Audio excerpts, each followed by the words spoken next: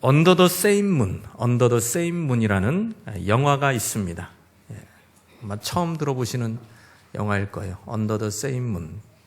이 영화는 9살짜리 까를리토스라는 멕시코 소년이 엄마를 찾아 먼 여행을 떠난다는 이야기입니다.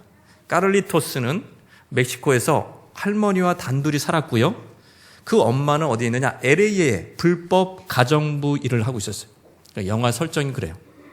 이게 이제 실화를 바탕으로 한 거라 그러죠. 엄마를 느낄 수 있는 유일한 방법은 이 까를리토스가 멕시코에서 매주 일요일 10시 공중전화 박스에서 엄마와 전화하는 겁니다. 엄마와 이제 대화를 하는 것이 엄마를 느낄 수 있는 유일한 방법이었어요. 이 9살 소년 까를리토스는 엄마와 전화하면서 그 주변 상황을 잘 설명해 달라고 자꾸 엄마한테 부탁을 합니다. 매번 엄마는 똑같은 대답이지만 소년은 그 엄마의 말을 그 주변 상황을 머릿속에 그리면서 잘 저장을 해놔요. 도미노 피자집, 빨래방 옆에 버스 정류장, 공중전화. 늘 이런 공간에 엄마와 함께 있기를 상상하면서 언제 빨리 하루라도 빨리 엄마랑 만났으면 좋겠다. 이런 날을 이 9살짜리 꼬마 아이가 손꼽습니다. 그러던 어느 날 자기 유일한 보호자인 할머니가 죽습니다. 그리고 건달 같은 친척의 위협을 느껴요. 까를리토스는 여기 있으면 안 되겠구나. 무작정 엄마를 찾아 산만리를 하죠. 아무런 대책도 없이 미국 땅으로 떠납니다. 엄마를 너무나 그리워한 까를리토스는 엄마가 전화하던 장소의 특징 몇 가지 사인만을 가지고 멀고도 험한 여행을 떠납니다. 어렵게 국경을 통과했고요. 불법 체류자인 엘리케 아저씨의 도움을 받아 멕시코에서 미국 LA까지 1,500km의 여행을 하게 됩니다. 온갖 우여곡절 끝에 이 소녀는 드디어 한 사거리에 서 있습니다. 도미노 피자, 빨래방 옆 버스 정류장, 공중전화 박스. 한번 예고편, 오래된 예고편을 한번 보겠습니다. 화질이 그렇게 좋지는 않지만. Mommy! She's been working in America for 4 years, so she can bring me there soon. But when my grandma died, I couldn't wait anymore.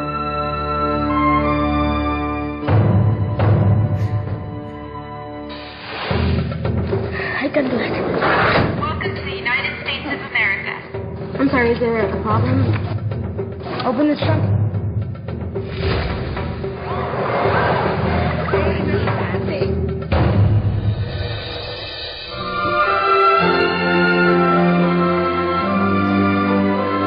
Can you help me? Ticket to Los Angeles. I'm going to see my mom.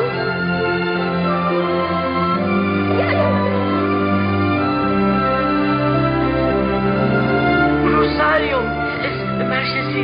Carlitos. Why don't you come with us, all right? No. Hey! Corre! Bring it back this way. Vete! Corre! My mom says when I miss her, I should look at the moon because she'll be looking at it too.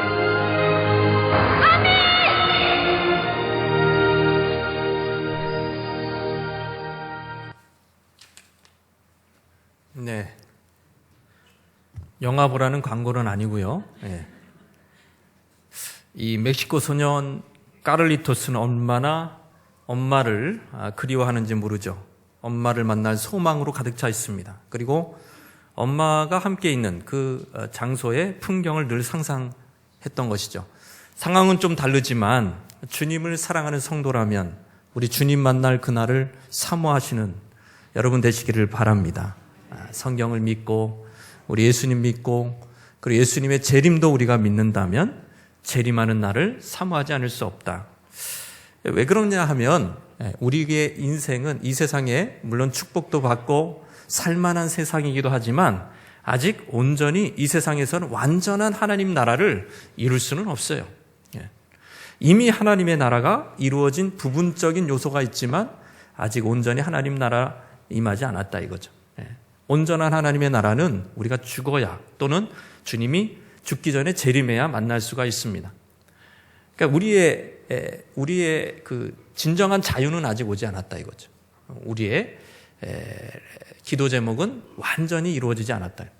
그래서 우리는 교회를 소망하고 교회에서 소망을 발견하기 위해서 교회에 우리가 찾아오기도 하고 교제하기도 하지만 여전히 교회 안에서도 완전한 하나님의 나라를 찾기가 어렵습니다. 그럼에도 불구하고 우리는 진정한 주님, 정말 엄마를 만난 이카릴로스처럼 주님을 다시 만나는 그런 사모하는 마음으로 가득 차시기를 바랍니다. 오늘 한 해의 마지막 날이고 한 해의 끝이 이제 금방 오는 걸 보면 우리가 주님을 만나는 그 세상 끝이 금방 올 것이구나, 우리가 이렇게 생각해 볼 수 있죠. 하나의 마지막이 오듯이 우리 인생의 마지막 날, 이 세상의 마지막 날에 주님은 재림하십니다. 적어도 새해를 맞는다는 것은 주님이 오실 날이 더 가까워졌다, 그 같은 말이에요. 새해를 맞이한다, 그것은 주님이 오실 날이 더 가깝다. 누가복음 21장 28절에 이런 말씀이 있습니다. 한번 읽어볼까요? 이런 일이 되기를 시작하거든 일어나 머리를 들라, 너희 속량이 가까웠느니라 하시더라. 이게 이제 속량이라는 말이 구원이라는 말입니다. 구원, 리뎀션, 구원이 가까웠다 이런 말을 쓰잖아요. 그렇죠? 이미 구원받은 그리스도인에게 이런 말을 쓰잖아요. 그러니까 구원은 이미 이루어졌음에도 불구하고 아직 이루어지지 않은 부분이 있다 이거예요. 그게 하나님 나라랑 같은 개념이라 이거예요. 그래서 우리가 머리를 들어야 될 때가 있다. 이제 너희 속량이 가까웠느니라. 이런 일이 되기를 시작하거든. 이 말씀을 따라서 우리가 한번 보기를 원합니다. 이 징조가 시작될 때 하나님의 자녀들은 일어나 머리를 들어야 된다. 확실한 것은 우리가 처음 믿을 때보다 주님 만날 날 더 가깝다 이거. 속량될 때가 더욱 가까이 오고 있다는 사실입니다. 우리의 속량이 가까울수록 우리는 무엇에 더 주목해야 되느냐, 무엇에 더 집중해야 됩니까? 한번 따라 하시겠습니다. 마지막 때의 징조. 여기에 이제 주목하고 이걸 보면서 우리가 준비를 해야 된다는 거죠. 예수님 공생의 마지막 순간, 여러분 이 배경이래요. 예수님은 성전에 입성하십니다. 그리고 제자들과 군중들을 가르치세요. 바쁜 하루가 지났습니다. 해가 뉘엿뉘엿 저물어갈 무렵에 아마도 석양에 물든 예루살렘 성전은 더욱 아름다웠을 거예요. 흰 거에 이제 이렇게 붉은 물이 막 들기 시작하는 거죠. 여러분, 제자들은 헤롯이 지은 예루살렘 성전을 가리키며 주님께 말합니다. 주님 정말 아름답죠? 주님은 분위기를 맞춰주지 않아요. 대신에 정신이 버뜩 들도록 이렇게 얘기하십니다. 이 성전에 돌 하나도 돌 위에 남지 않을 거야. 이 저주에 가까운 말씀에 제자들이 놀랍니다. 아니, 이렇게 잘 지어진 하나님의 성전, 이게 돈이 얼마나 들었고 얼마나 오랜 시간 지어진 이 큰 하나님의 성전이 그렇게 쉽게 무너지다니요. 그런 날은 곧 세상 끝날이 아닙니까? 이런 재앙, 세상 끝날에 일어나는 이런 재앙이 일어나려고 할 때 무슨 징조가 있겠습니까? 제자들이 물어본 거예요. 그때 예수님은 먼저 유대인이 당할 끔찍한 심판을 먼저 말씀하십니다. 유대인들은요, 죄가 있죠. 주님을 십자가에 못 박은 죄, 그리고 예수 그리스도를 복음을 전하는 제자들을 핍박한 죄, 이 두 가지 죄로 인해 큰 심판을 받습니다. 그리고 그 심판에는 예루살렘에 사는 주민들에게도 징조가 있었어요. 징조가 있었어요. 왜냐하면 의인도 같이 멸망하면 안 되기 때문에 징조를 보여주셨어요. 그 심판의 징조들은 거짓 메시아의 출현, 전쟁의 징조, 기근과 자연재앙, 그리고 예루살렘 멸망의 징조였습니다. 그 중에 가장 확실한 징조는 로마 군대가 예루살렘을 에워싸는 모습을 보게 될 거라는 거예요. 그게 이제 유대인들을 심판하는, 최후로 심판하는 무시무시한 심판이 임하기 직전에 일어난 현상이라는 거예요. 실제 AD 70년에 예루살렘이 포위된 그 모습이 멸망의 징조였던 것입니다. 이렇게 주님은 유대인을 향한 심판의 말씀을 하시고 또 하나의 심판을 예언하시는데, 그것은 전 인류에 대한 보편적인 심판, 최종적인 심판을 말씀하십니다. 끔찍한 1세기 예루살렘의 참변, 그것은 그걸로 끝나는 것이 아니라 세상 끝날에 다시 리플레이 된다, 다시 재생된다는 거예요. 이게 바로 예루살렘의 어떻게 보면은 환란과 멸망과 심판은 대환란, 세상 끝날 대환란의 전조라는 것이죠. 그래서 대환란 얘기가 나와요. 25절, 26절. 누가복음이요. 시작. 1월 성신에는 징조가 있겠고 땅에서는 민족들이 바다와 파도의 성난 소리로 인하여 혼란 중에 곤고하리라. 사람들이 세상에 임할 일을 생각하고 무서워함으로 기절하리니 이는 하늘의 권능들이 흔들리겠습니다. 이게 뭐 유대인들에게만 얘기한 게 아니에요. 이게 기절할 정도로의 무서운 심판과 하늘의 징조가 있을 것이다. 이게 재림하기 직전에 일어나는 일입니다. 예수님은 어떤 식으로 재림하죠? 공중에서 구름 타고 오시겠죠? 가시적인 재림을 해요. 모든 사람이 볼 수 있도록 가시적인 재림을 하세요. 그러나 그 예수님의 재림 직전에 이런 현상들이 일어날 거다. 세상 끝이 왔다는 사인입니다. 보세요. 누가복음 21장 35절에 보니까 이날은 온 지구상에 거하는 모든 사람에게 이 말이라. 유대인들만 당하는 큰 환란이 아닙니다. 세상 모든 사람들이 이 대환란의 경험을 한다 이겁니다. 주님이 구름 타고 다시 오신 그 순간까지는 여러분 대환란이 있고 그때까지 준비되지 못한 사람들은 이미 늦었어요. 회개하기에는 너무 늦었어요. 그래서 주님은 재림하시기 전에 사인을 주십니다. 성경에서 말하는 지시사항을 우리가 주목해야 된다는 거죠. 징조가 있어요. 전쟁이 있고 민족과 민족이 싸우고 기근이 있고 막 전염병이 돌고 막 그래요. 게다가 적그리스도가 옵니다. 적그리스도가 와요. 이 정치적 메시아가 옵니다. 정치적 메시아가 와요. 그러면서 온 세상 사람들을 미혹하는 일들이 일어납니다. 정치적인 통합이 일어난다는 거예요. 또 한 가지 일이 있습니다. 정치적인 통합뿐만 아니라 경제적인 통일도 일어나요. 경제적인 통일. 정치적인 통일도 일어나고 경제적인 통일도 일어나요.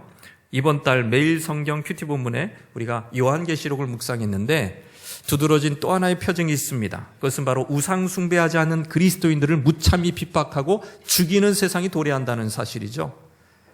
그들은 짐승의 표를 받기 싫어하는 사람들이죠. 16절, 17절, 요한계시록 13장 16절, 17절 읽겠습니다. 시작. 그가 모든 자, 곧 작은 자나 큰 자나 부자나 가난한 자나 자유인이나 종들에게 그 오른손에나 이마에 표를 받게 하고 누구든지 이 표를 가진 자 외에는 매매를 못하게 하니 이 표는 곧 짐승의 이름이나 그 이름의 수라. 마지막 때는 이 표를 받지 않으면 누구든지 매매를 못한다. 오른손이나 이마에 표를 받지 못하면 거래를 못한다. 생활 필수품을 못 삽니다. 애기 엄마가 기저귀도 하나 못 사고 우유도 못 사고 아무것도 못 사요. 분유도 못 사고 병원도 못 갑니다. 치료도 못 받습니다. 차에 기름도 못 넣습니다. 모든 결제 시스템이 그렇게 통일되어 있어요. 근데 이게 사실은 이 경제 제재의 목적이 뭔지 아세요? 미국이 경제 제재하는 목적이 북한을 노리는 거라면 또는 보유하지 않아야 될 나라들을 겨냥한 거라면 여러분 이 당시에 경제적 제재의 목적이 누군지 아세요? 그리스도인을 핍박하기 위해서 이렇게 그리스도인들을 핍박하기 위해서 이런 제재를 한다니까요. 그러면서 손에 표를 받아라. 짐승에게 절해라. 짐승에게 절하는 이런 정치적인 거하고 그리고 손에 표를 받는 경제적인 거하고 통합을 시켜버려요. 그래서 경제적인 이유 때문에 짐승에게 절해야 되고 많은 상황을 연출한다는 그런 상황으로 밀어넣는다는 거예요. 여러분 그것이 마지막 세상 끝날의 모습이라는 것을 우리가 계시록을 통해서 살펴볼 수가 있습니다. 무지한 사람들은 경제적인 이유로 우상의 표를 받습니다. 그때 많은 거짓 선지자들은 괜찮아. 그것도 하나님이 허락하신 거야. 라고 얘기할 것입니다. 참 그리스도인은 그러나 핍박을 받아요. 짐승의 표를 받지 않으므로 경제적인 극심한 고통을 겪습니다. 여러분 하나님이 받지 말라고 한 것을 받는 순간 1세기 유대인들이 로마 군대에 포위된 것처럼 그 표를 받는 순간 적그리스도의 시스템 안에 포위돼서 다 죽는 거예요. 그 표를 받는 사람은 한 사람도 빠짐없이 영원한 지옥에서 불과 유황으로 고난을 받는다 그래요. 불과 유황으로 고난을 받는다. 제가 여기서 중고등부 사역을 하고 맨 마지막에 부흥회를 했어요. 중고등부 애들 데리고. 무슨 부흥회를 했냐면은 짐승의 표를 받지 말라고 부흥회를 했어요. 그러니까 제가 이런 얘기 한다고 이상한 사람이라고 생각하지 말고 원래 그런 사람이라고 생각하시면 됩니다. 17년 전에도 그랬으니까. 17년 전 중고등부 애들 데리고 요한계시록 막 써가면서 표를 받지 말라고. 이게 무슨 얘기냐면 우리가 지금 다 경제적인 시스템 안에서 학교도 좋은 학교 가야 되고 뭐예요? 예? 직장도 좋은 데 가야 되고 다 그거에 그 논리에 우리가 빠져 있잖아요. 예. 결국에는 거기에서 열애가 되거나 미끄러진 사람들이 얼마나 많습니까? 그리고 얼마나 열등감을 느끼고 얼마나 고통을 겪습니까? 얼마나 비교를 하고 이 세상의 승자가 누굽니까? 결국 경제적으로 승리한 사람이 승자예요. 그러나 성경적으로 볼 때 그렇지 않다요. 성경적으로 볼 때 그리스도인 신앙이 좋은 사람, 핍박을 감당할 수 있는 그런 신앙을 가진 사람이 최후 승자인 줄 믿으시기를 바랍니다. 여러분 정확하게 노려요. 예, 정확하게. 세상 끝날의 징조는 뭡니까? 정확하게 그리스도인을 노리는 거예요. 그리스도인을 핍박하고 그리스도인을 짐승에게 절하게 하고 그리스도인을 하나님으로부터 떠나게 하는 것이 바로 이 세상의 정치, 경제 모든 통합된 그 권력을 가지고 그리스도인을 짓누르는 세상이 온다. 우리가 어떻게 이거를 감당할 수 있겠어요? 우리가 어떻게 이걸 감당할 수 있겠어요? 예. 여러분 무시무시한 거예요. 예. 우리가 우리의 신앙을 되돌아봐야 할 것입니다. 지진과 전쟁, 이단의 득세, 정치적 그리스도인의 적그리스도의 등장, 기독교 핍박, 기독교인에 대한 경제적 제재 다 마지막 때의 사인이라는 거예요. 이 종말의 징조들이 성경에 자세히 반복 기록되어 있습니다. 그렇다면 여러분 9살짜리 까를리토스처럼 우리가 이런 징조들을 보면서 기억하면서 환난의 날을 대비하는 것이 우리가 지금 해야 할 일인 줄 믿으시기를 바랍니다. 환난의 날에 대비해야 돼요. 큰 믿음을 가져야 돼요. 흔들리지 않는 믿음을 가져야 돼요. 어떤 환경 속에서도 흔들리지 않는, 사람의 말에 의해서 세상의 평가에 의해서도 흔들리지 않는 그런 믿음을 가지시기를 주님의 이름으로 축원합니다. 까를리토스는 엄마를 만날 수 있는 단서를 잊지 않았습니다. 도미노 피자, 빨래방, 전화부스, 버스 정류장 이런 단서를 늘 외우면서 기억했던 것처럼 우리 성도들이 무엇보다 성경에서 말씀하시는 재림의 표징들, 재림의 전조들, 재림의 사인들을 머리에 새기시기를 바랍니다. 마음에 새기시기를 바랍니다. 그러면서 주님 만날 날이 가까웠구나. 내가 어떻게 살아야 하는가? 내가 어떻게 살아야 되는가? 이제 곧 예수님을 만나겠구나. 그러면서 더욱더 마음이 설레는, 세상의 핍박이 와도 그리스도인을 향한 그 아주 초점이 분명한 핍박을 받는다고 해도 마음을 오히려 설레게 하는, 예수님을 내가 만나겠구나. 그런 믿음이 충만한 그리스도인이 되시기를 주님의 이름으로 축원합니다. 우리의 속량이 가까울수록 눈을 들어서 무엇을 일어나 눈을 들래요. 그리고 무엇을 주목해야 되느냐? 따라하시겠습니다. 피해야 할 죄악의 덫. 피해야 할 죄악의 덫을 우리가 주목하고 덫이 있다라는 것을 주목하고 피하란 말이죠. 주님 오신 날은 온 지구상에 임할 최후의 심판의 날입니다. 이 최후의 심판의 날이 어떤지 예수님은 예루살렘 멸망 사건을 그 예표로 보여주셨어요. 이런 식으로 멸망할 거다. 예루살렘의 군대가 에워싸는 것을 보이거든 어떻게 행동해야 되는지 그 행동 요강을 친절하게 20절에서 21절 말씀해 주셨죠. 읽겠습니다. 시작. 너희가 예루살렘이 군대들에게 에워싸이는 것을 보거든 그 멸망이 가까운 줄을 알라. 그때 유대에 있는 자들은 산으로 도망할 것이며 성내에 있는 자들은 다 나갈 것이며 성내에 있는 자들은 그리로 들어가지 말지어다. 이게 예수님의 이 예언이 30-40년 후에 이루어져요. 그때가 언제냐면 AD 70년입니다. 역사적으로 이것은 그냥 우리끼리만 얘기하는 게 아니라 세계사적으로 이미 검증된 얘기죠. 로마 황제 베스파시아누스 아들 누가 있어요? 티투스는 막강한 로마 군단을 거느리고 예루살렘 성전을 5개월이나 포위합니다. 5개월이나 포위하면 그 안에 있는 사람들은 어떻게 되겠어요? 이게 다 죽는 거예요. 유다 역사가 요세푸스는 이때 100만 명의 유대인들이 죽었대요. 9만 7천 명의 유대인들이 사로잡혀 끌려갔답니다. 포로로. 100만 명이나 죽였대요. 그냥 피바다가 됐대요. 그냥. 그런데 이 재앙에서 피한 자들이 있습니다. 피한 자들이 있어요. 예수님이 예언하신 징조의 말씀을 40년 전에 예언하신 그 징조의 말씀을 자기도 새기고 자녀에게도 새기게 하고 친척에게도 새기게 하고 친구에게도 새기게 했던 믿음이 아주 친실했던 유대 그리스도인들이 있었던 거예요.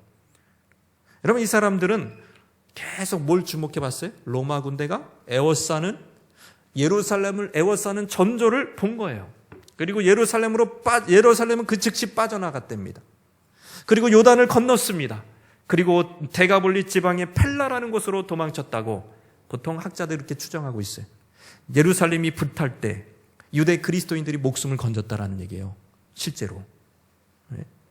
목숨을 건진 자와 그렇지 못한 자의 차이가 뭔지 아시겠습니까? 예? 어떤 차이가 있는지 아시겠습니까? 거기에 도망했잖아요. 성내에 있는 자들은 나갈 것이며 촌에 있는 자들도 그리로 들어가지 말고. 자, 마가복음 13장 15절. 자, 시작. 지붕 위에 있는 자는 내려가지도 말고 집에 있는 무엇을 가지러 들어가지도 말며. 여러분, 이게 가능합니까? 목숨을 건진 자와 그렇지 못한 자의 차이가 분명해요. 그건 뭐냐면 신속한 재물의 포기, 또 하나는 즉각적인 피난이었어요. 그러니까 왜 들어가냐 이거예요. 성 안으로. 왜 들어가지 말라 그러냐 이거죠. 어떤 사람은 그냥 들어가 버려. 지붕 위에 있는 자는 내려가지도 말래. 집에 있는 무엇을 가지고 들어가지도 말래. 그냥 도망가래요. 튀래요. 그냥 도망가래요. 집에 왜 들어가려고 해요? 지붕 위에 있는 사람은 왜 내려가려고 그러죠? 가지러 집에 귀중품 있잖아요, 여러분. 귀중품 반지, 반지, 집문서, 뭐 이런 거 또 막 여러 가지 있잖아요. 놔두고 갈 수 없는 거예요. 집안에 들어가 물품 챙기는데 30분, 1시간 지체했다가 영영 포위되어서 성 밖으로 빠져나오지 못한다는 것이죠. 일본에서 이제 쓰나미가 일어날 때 그 영상을 보니까 아주머니 한 분이 뒤에서 쓰나미가 어마어마하게 몰려오고 있는데 그 속도가 굉장히 빠른데 아주머니 한 분이 가방이 스피커, 저 뒤에 있는 스피커만한 가방을 들고 열심히 걸어가고 있는 모습을 봤어요. 산에 이미 도망친 사람들이 아이고야 아이고야 하는 그런 영상을 본 적이 있습니다. 뒤에 속도가 어떻게 돼요? 못 올라와요, 산에. 저거 챙기느라고, 저 가방 챙기느라고, 돈가방 챙기느라고 그분은 돌아가셨을 거예요. 속도를 이게 달리기 선수도 아니고, 달리기 선수도 그거 못 하는데 그 무거운 가방을 들고 가는 거예요.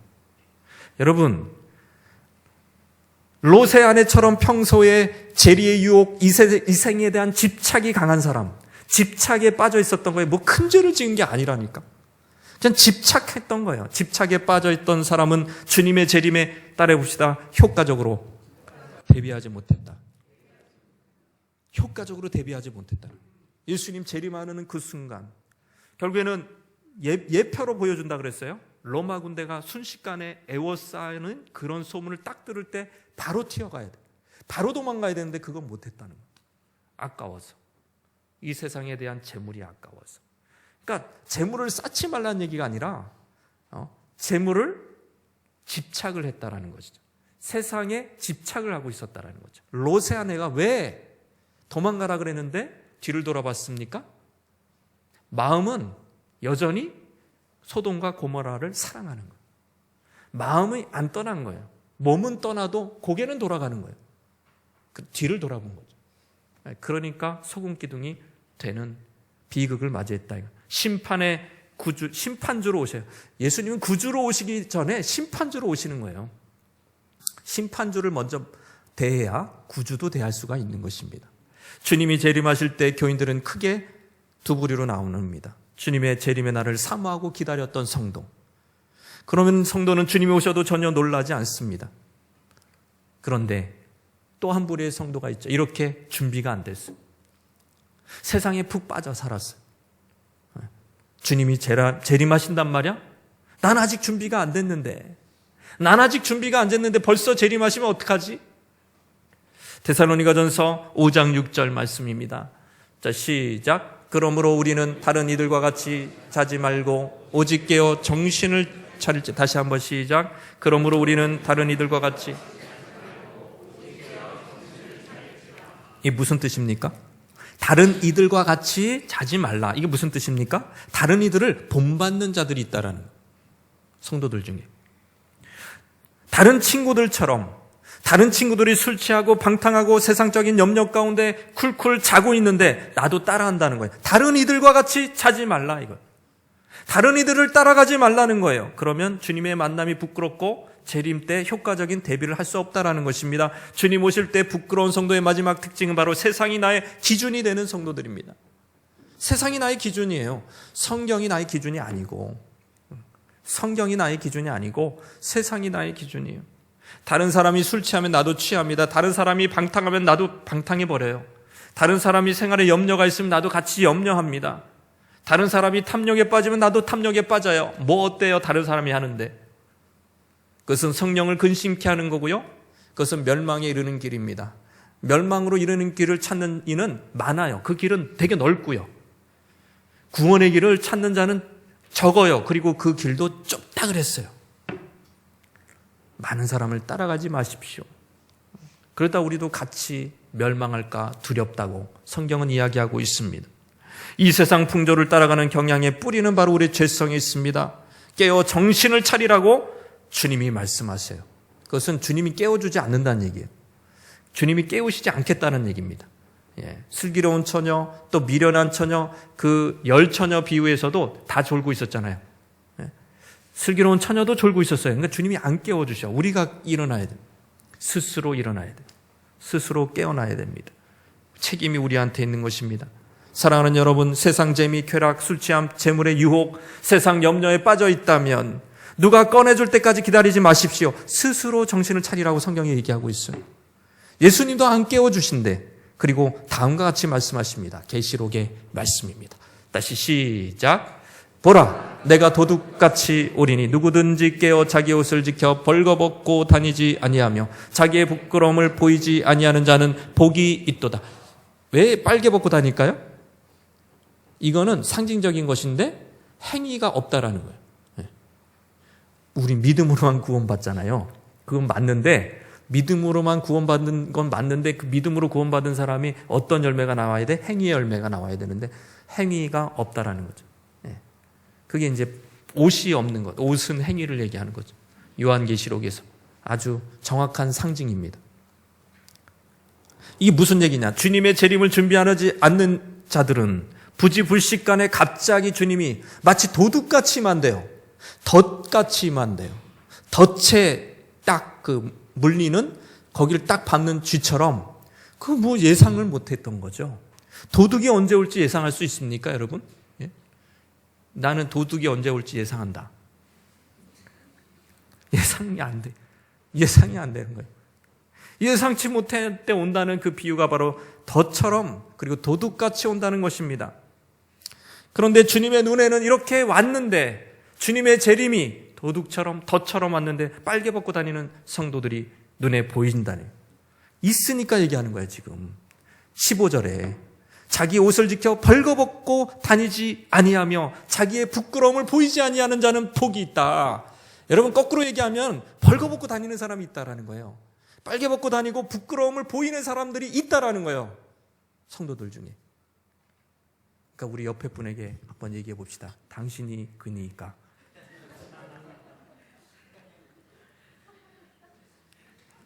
왜요? 얘기하기 싫으세요? 네.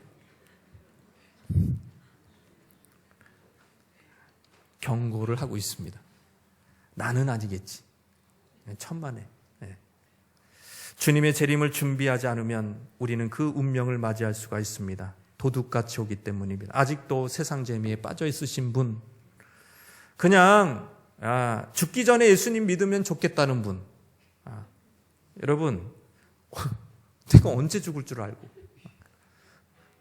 개인적인 종말이 언제 올 줄 알고 우리가 그걸 예상하겠어요. 그렇죠? 예? 개인적인 종말이 언제 올 줄 알고 우리는 예상할 수 없습니다. 예상하지 않는 때 개인적인 종말, 바로 주님의 재림이죠. 작은 재림이고요.